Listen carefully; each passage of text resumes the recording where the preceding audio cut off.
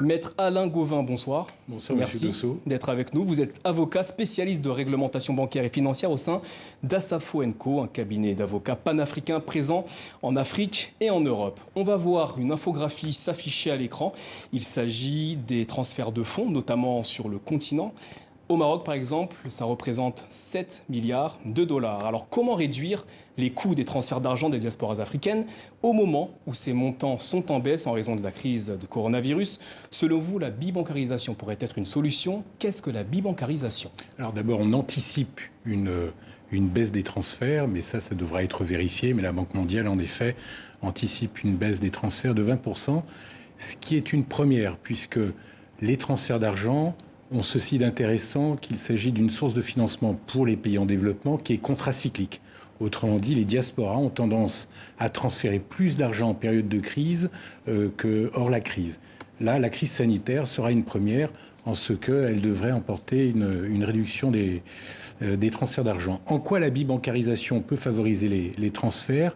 Il y a une corrélation démontrée entre, d'une part, l'accès aux services bancaires et d'autre part, les transferts d'argent. Autrement dit, si vous permettez à une personne d'accéder aux services bancaires à la fois dans son pays d'accueil, s'agissant d'un Marocain, en France par exemple, mais également au Maroc, alors cette bibancarisation devrait permettre un accroissement des transferts et également, en principe, une réduction du coût de transfert puisque la banque bénéficie d'une manne, en quelque sorte, d'argent. Une banque travaille avec l'argent de ses clients, ce qui devrait emporter des conséquences positives sur la réduction du coût des transferts. Et est-ce que ce système de bibancarisation existe dans un ou plusieurs pays africains?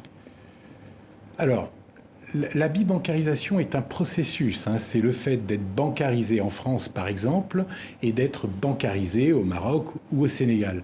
On ne peut pas dire en tant que tel, on ne peut pas se poser la question de savoir si la bibancarisation existe dans un pays africain. La question est une question de nature réglementaire. Est-ce que les banques africaines sont en mesure d'offrir leurs services bancaires en France ou en Europe?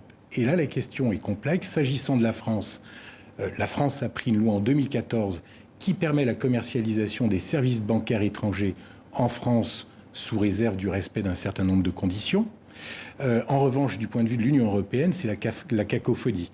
On n'a pas de directive ou de règlement ou de texte qui permettent d'harmoniser et de transposer dans les droits nationaux une législation qui permettrait aux banques étrangères, et en l'occurrence aux banques africaines, de commercialiser leurs services bancaires à l'attention, à destination des diasporas. Alors j'évoquais tout à l'heure le coût des taux, notamment les taux au niveau des transferts d'argent. À combien s'élèvent ces frais en pourcentage pour les services actuellement qui sont Western Union et MoneyGram qui effectuent ces services pour les diasporas africains? C'est assez variable. Alors moi, je ne citerai ni Western Union ni MoneyGram qui, en effet, sont les deux grandes sociétés de transfert d'argent. C'est assez variable. Ce que l'on constate, c'est que le coût des transferts à destination de l'Afrique est beaucoup plus important. Sans doute parce qu'il s'agit d'une population environ 9% en moyenne du coût d'un transfert. Sans doute parce qu'il s'agit d'une population captive. Et pourquoi est-elle captive? Parce qu'elle est sous-bancarisée. Dès lors que cette population pourra bénéficier, accéder à des services bancaires, non seulement dans son pays d'accueil en Europe, mais également dans son pays d'origine, alors on devrait avoir un effet de réduction mécanique, si les banques jouent le jeu, mécanique du coût du transfert d'argent. Une proposition de loi a été déposée à l'Assemblée nationale française à la fin du mois de juillet. Elle est notamment portée par la députée de Seine-Maritime, Sira Silla. Quelles sont les suggestions émises dans ce texte? Il faut peut-être revenir à la loi de 2014, puisque cette proposition de loi portée par Mme Sira Silla a pour objet d'améliorer la loi de 2014.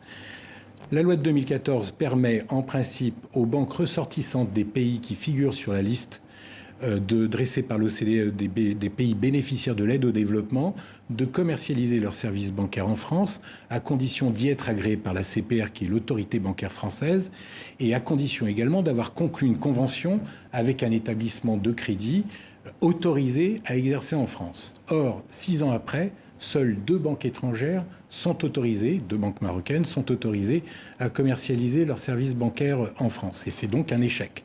Un échec qu'on peut expliquer sans doute par un déficit d'information sur ce dispositif de bibancarisation, de commercialisation de services bancaires étrangers en France, mais aussi un échec en raison de cette condition difficile à respecter, qui est pour une banque africaine de conclure une convention avec un établissement de crédit autorisé en France. Il est très difficile pour un établissement de crédit autorisé en France de commercialiser en France des services bancaires qu'elle ne connaît pas, que cet établissement de crédit ne connaît pas, auprès d'une clientèle qu'elle ne maîtrise pas. Et donc tout l'enjeu de la proposition de loi de Mme Sierra est d'assouplir les conditions de commercialisation. Quels pourraient être les avantages de la bibancarisation pour les émigrés africains et leur pays d'origine? Alors pour les pays d'origine, l'intérêt est évident, puisque le premier intérêt qui gouverne les transferts d'argent, c'est la satisfaction de besoins élémentaires. Se nourrir, l'accès à la scolarisation et l'accès aux soins, qui sont vraiment des besoins alimentaires. Ce qui a évolué avec le temps, c'est qu'on constate que la diaspora africaine est également soucieuse de contribuer au financement des investissements.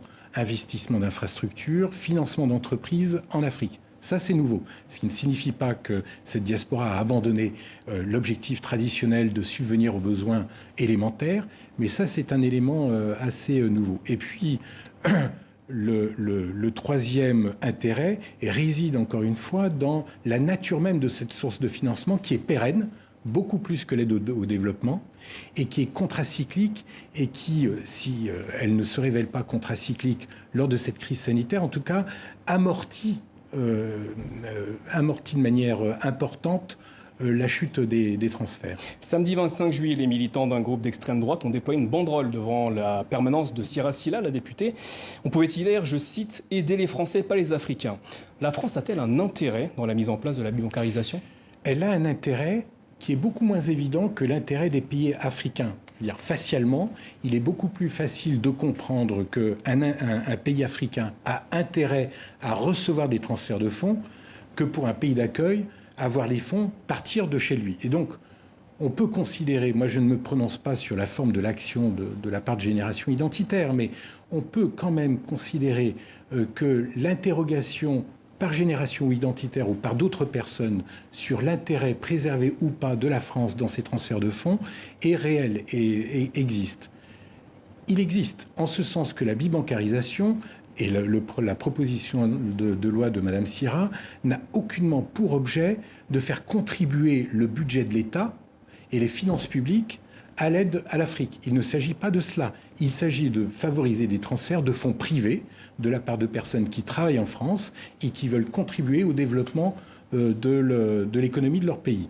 Deuxième intérêt pour la France, on intègre ces transferts de fonds dans le système bancaire. Et donc on contribue à la lutte contre le blanchiment et le financement du terrorisme. Merci Alain Goumba d'avoir été avec nous ce soir. Je vous en prie, monsieur. Fin de ce journal, on se retrouve demain. Belle soirée à tous.